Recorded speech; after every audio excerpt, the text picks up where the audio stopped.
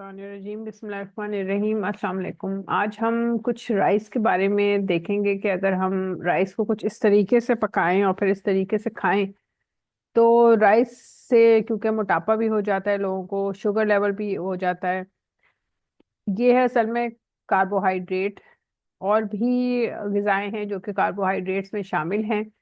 तो हम राइस को किस तरह खाएं कि इससे हमें मोटापा भी ना हो, हमारा जो है हमें एनर्जी भी मिले और ज़्यादा हमें भूख भी महसूस ना हो। सबसे पहले ये देखें, लिखा हुआ है secret method of cooking rice. Rice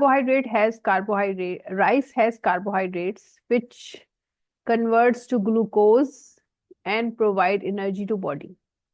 glucose में ये कन्वर्ट होता है और जो कि कार्बोहाइड्रेट जितने भी है निशास्ता जिसे उर्दू में बोलते हैं, ये जब भी हम खाते हैं तो ये हमारी बॉडी में ग्लूकोज में कन्वर्ट हो जाता है और ये बॉडी को एनर्जी देता है।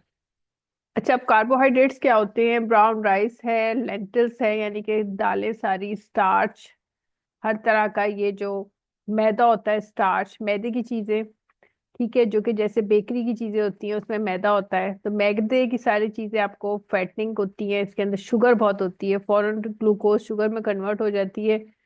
चीनी भी कार्बोहाइड्रेट है, आपको मोटा करेगी, शुगर लेवल बढ़ाएगी। स्वीट पोटैटोज, शकरकंदी, कैंडी सारी, चिक चिक पीस, ये जो मटर वो पोटैटोज हैं, ठीक है। अच्छा, उसके बाद क्या आता है? पार्ले है, ब्रेड है, डबल रोटी, फाइबर, ऐसा फाइबर जिसके अंदर शुगरी आइटम हो वाला फाइबर होते हैं वो, जूसेस है सारे, सोडा, जितने भी आपके सॉफ्ट ड्रिंक्स हैं, स्टार्ची वेजिटेबल्स, जितने भी आपके ऐसी वेजिटेबल्स जिसके अंदर स्टार्च होता है वो वेजिटेबल्स, योगर्ट, ऐसा योगर्ट जो कि भैंस के दूध से बना हुआ है जिसके अंदर मलाई वगैरह बहुत ज्यादा है, कॉर्न, ठीक है, आपका छल्ली सिट्टा वगैरह, ये सब चीजें ये उसमें आ जाती है कि ये फौरन हमें एनर्जी प्रोवाइड करते हैं। जितने भी मरीज होते हैं, मरीज या जो एथलीट्स होते हैं, जो कि एथलीट्स को, खिलाड़ियों को और मरीजों को खासतौर पर एडवाइस किया जाता है कि वो चावल खाएं और ऐसी चीजें खाएं जो कार्बोहाइड्रेट्स हों, ठीक है, जिनमें जो कार्बोहाइड्रेट की बनी हुई हो, जो कि जिससे आपको फौरन एनर्जी मिलेगी और आपके अंदर ताकत आएगी, ठीक है। लेकिन इन चीजों को खाने से इंसान का वेट गेन होता है। अब हम किस तरह चावल को, खास तौर पे लोग सबसे ज्यादा चावल खाते हैं, तो चावलों को हम किस तरह खाएं कि इसका हमें मोटापा कम हो, ठीक है, शुगर लेवल भी हमारा कम रहे।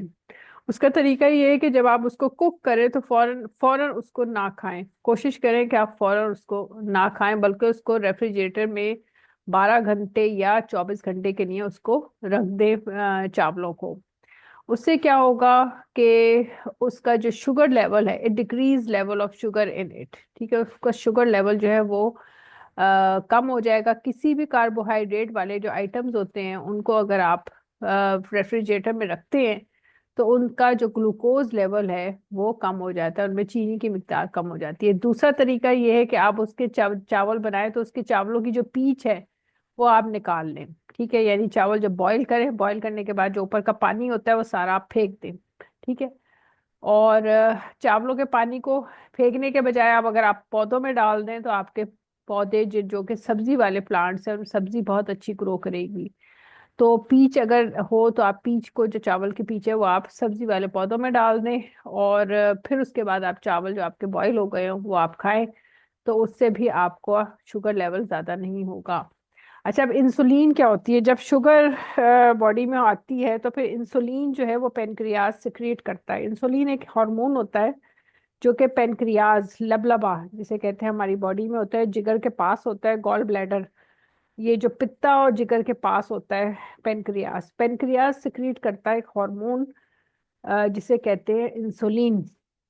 इंसुलिन सिक्रीट करता है ताकि जो भी बॉडी में शुगर बनी है, ग्लूकोज बना है, शुगर है, उसको वो मसल्स में, सारे जो हमारे बॉडी के मसल्स हैं, हमारे जो सेल्स हैं बॉडी के, हमारे जो बॉडी पार्ट्स हैं, उनमें ये इंसुलिन जो है ना वो जब सिक्रीट होती है लबलबे से, पेनक्रियास से, तो ये इंसुलिन फिर क्या करती है कि वो जो हमने खाने की चीज ऐसी खाई होती है, जैसे हमने केक खाया है, हमने चावल खाए हैं, ठीक है, हमने कोई स्वीट डिश खा ली है तो उसकी जो शुगर है, ठीक है, उस शुगर को वो क्या करेगी, इंसुलिन उस शुगर को भेजती है मसल्स में, ठीक है, शुगर को भेजती है वो सारे बॉडी पार्ट्स में, ठीक है, और जब वो पार्ट्स में जाते हैं, मसल्स में जाते हैं, तो हमें ताकत आती है।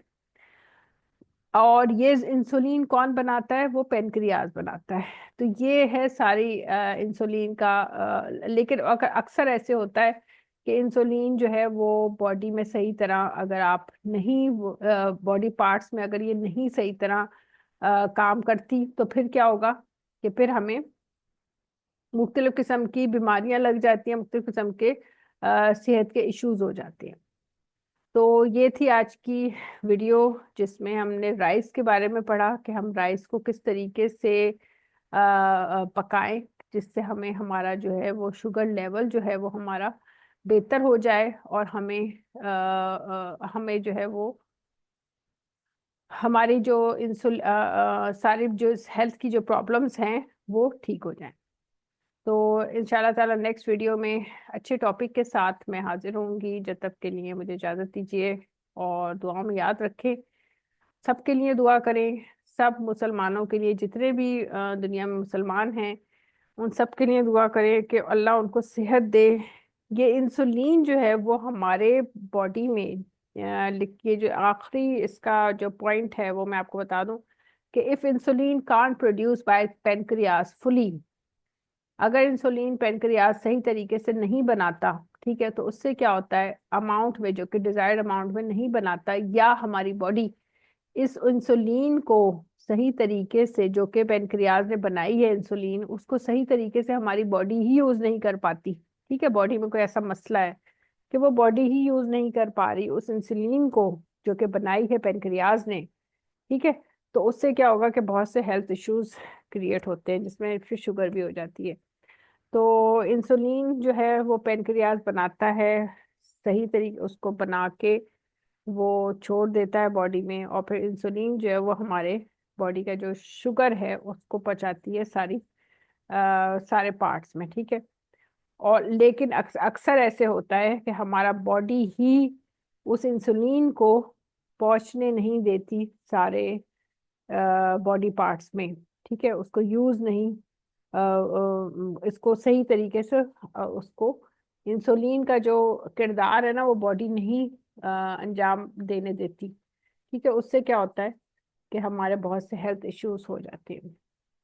तो ये थी आज की वीडियो, जिसमें हमने राइस के बारे में पढ़ा कि हम राइस को किस तरीके से, और जो भी कार्बोहाइड्रेट्स वाले आइटम्स हैं, नशास्ते वाले आइटम्स जो हमें इंस्टेंट एनर्जी, इंस्टेंट हमें ग्लूकोज प्रोवाइड करते हैं, जो कि चावल प्रोवाइड करता है। अगर हम चावलों को, जो कि सबसे ज़्यादा हम लोग खाते हैं, कुछ लोग रोज़ खाते हैं चावल, तो चावल अगर हम रोज़ खाएं तो उसको आप इस तरीके से बनाएं, या तो उसको रेफ्रिजरेटर में रखें या उनकी पीच निकाल लें, ठीक है, उससे उनका शुगर लेवल कंटेंट कम हो जाएगा और आपको मोटापा नहीं होकर आप चावल आराम से खाएंगे, और आपको भूख भी नहीं लगेगी।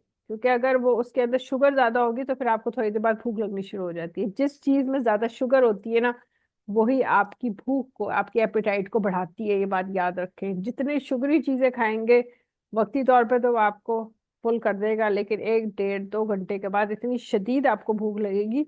उसकी वजह यह है कि उसके अंदर शुगर कंटेंट, आपने बहुत ज्यादा शुगर कंटेंट वाली चीज खाई है। तो बहुत ज्यादा मीठी चीज जो है जिसके अंदर बहुत ज्यादा शुगर हो उसको अवॉइड करें, वो आपको उल्टा नुकसान पहुंचाएगी, मोटापा देगी और एकदम भूख लगा देगी, और शदीद भूख लगेगी कि आपसे बर्दाश्त नहीं होगा।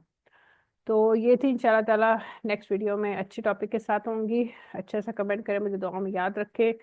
मेरे चैनल को जो लोग नए हैं सब्सक्राइब करें, और आपने अच्छा अपना कीमती वक्त निकाला है कि आप लोग मेरी वीडियोस देखते हैं। थैंक यू, जज़ाकल्लाह, अल्लाह हाफिज।